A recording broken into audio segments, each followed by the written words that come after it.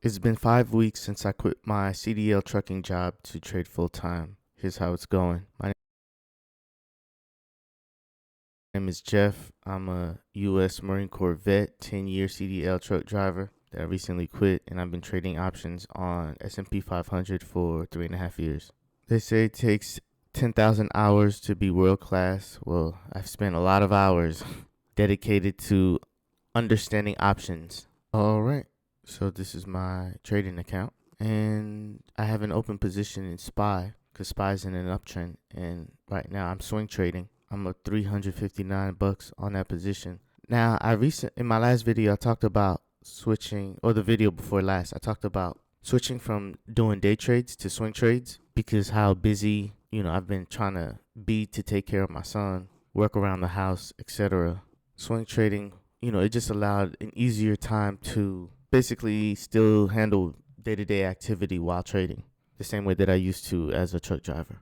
I ran into limitations with day trading as well with the cash account. That's one of the biggest reasons why I had to switch over. But here it is. I don't know what's going to happen tomorrow with this because the market tends to do a lot of tricks. Let's zoom out. This is the daily chart of SPY.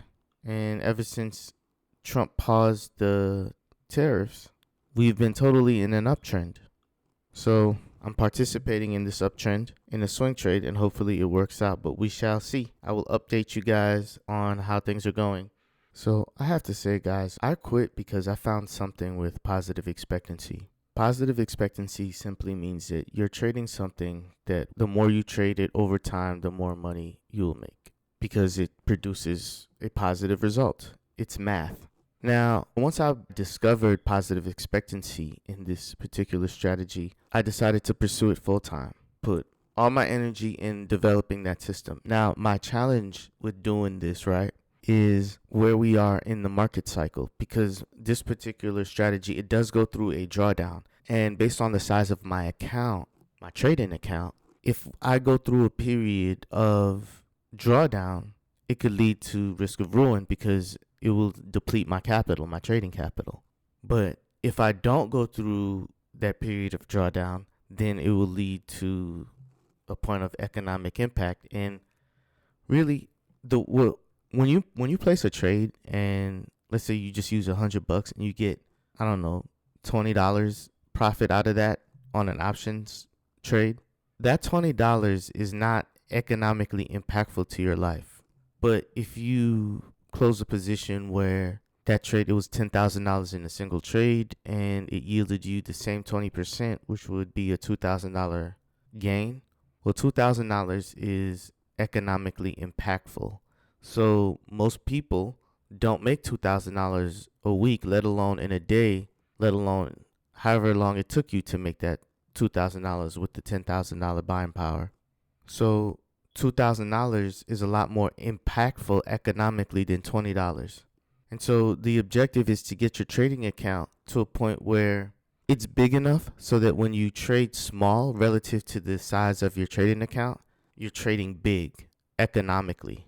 So the results that you get from each individual trade is economically impactful to your life and to the economy because you can take that money and go spend it.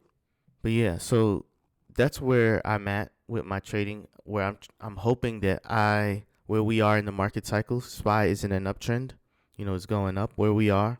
I hope that it doesn't lead to ridiculous choppiness in the short term so that I can reach that point of economic impact with my trading account. And we shall see. So far, yesterday, I put on that position. I took a loss yesterday too, but the position that I put on afterwards overwhelmed that loss. And, we're up. We shall see today when the market opens how my position is progressing.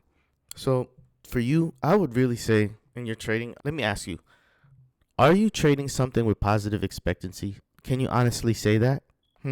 Because if you're not trading, most traders who they're not making it work, they don't know that they're not trading something with positive expectancy. Another way that they often hear it is edge.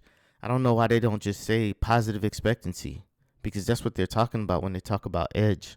Anything with edge gives you positive expectancy. The issue though is if you don't understand that everything goes through a period of drawdown in trading, then you think that you're supposed to make money forever. You don't understand that there's going to be a period of underperformance followed by a period of performance. And it depends on where you are in that cycle. Most traders who don't get it are still in the cycle of trying to be correct all the time, where it's really all about the math of what you're trading and doing the work to actually discover, hey, is this mathematically sound? Is it fundamental for me to continue to do this or what? But they don't take the time to understand. This is what I've been doing for, the last 3 years, just taking the time to really, truly understand what it is that I'm doing. And not just on a warm gut feeling standpoint, but from, math, of course, because math is the language of God. And when God speaks, it's definite. So you got to be trading something with positive expectancy. Are you doing that? Let me know in the comment section. Are you trading something with positive expectancy? How is it going? How's your trading going, right? So have you encountered drawdown? How much drawdown?